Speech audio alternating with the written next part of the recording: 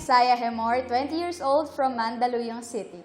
Actually, Sunday po is our church day and after po ng church day namin is merienda and also, ayun nga, important thing is magkaraoke kami kasama pa yung mga titas and titas po namin. Nahanap ko po yung boses ko nung hindi ko na pinipilit yung sarili kong abutin yung matataas na nota.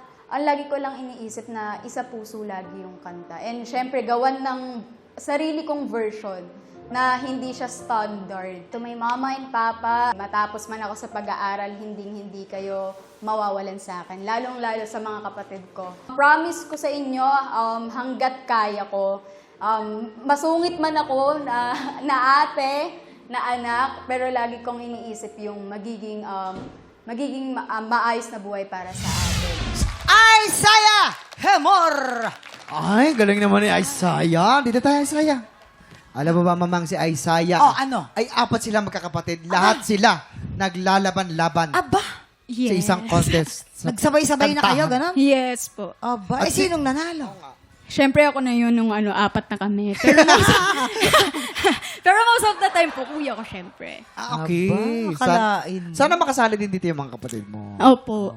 Pagbalik, next season, pwede na. Oo, bakit hindi? Si mama at papa mo rin mga kumakanta sila. Si mama po kumakanta, si papa po sumasayaw naman. Aba, akalain Ako naman, si mama mo kumakanta, yung papa mo naman yung judge. Sa Kapitan. Lahat kayo panalo.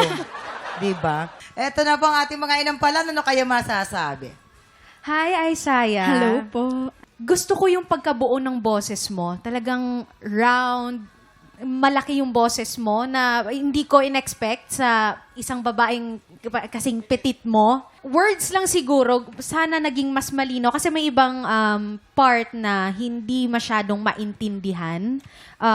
Kailangan lang siguro mainsayo pa ng mas maigi. Pero meron ka mga ginawang bale. Gusto ko yung hindi mo pinilit gawin yung mga yung ginagawa ng original artist sa kantang to. Hindi mo pinilit, kumbaga, kung hindi mo range, kung hindi mo abot, hindi mo pinipilit gawin yon, which is maganda. Maganda yung naisip mong mga bale. And again, gustong-gusto ko yung quality ng boses mo. Congratulations. Thank you po.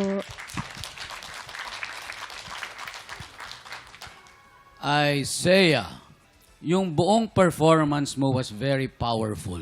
Okay? Maganda. Medyo hindi ko lang masyadong maintindihan ang lyrics.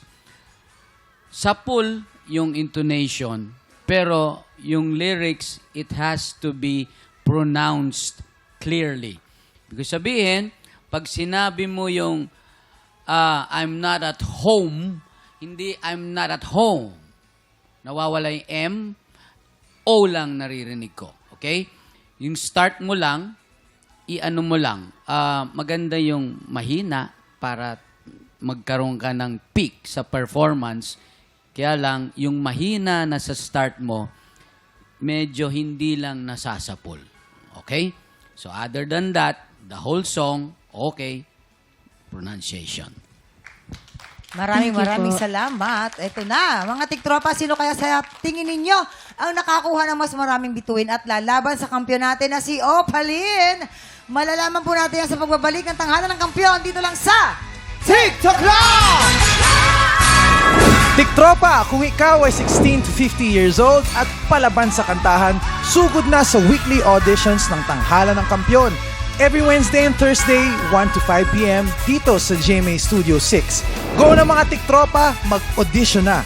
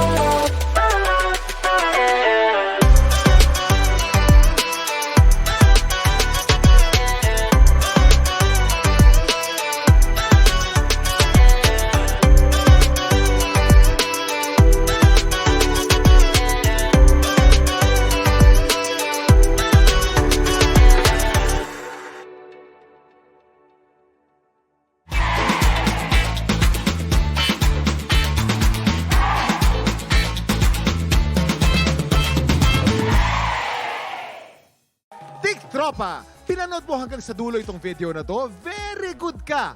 For more happy time, watch more TikTok Clock videos on our official social media pages and subscribe to GMA Network official YouTube channel.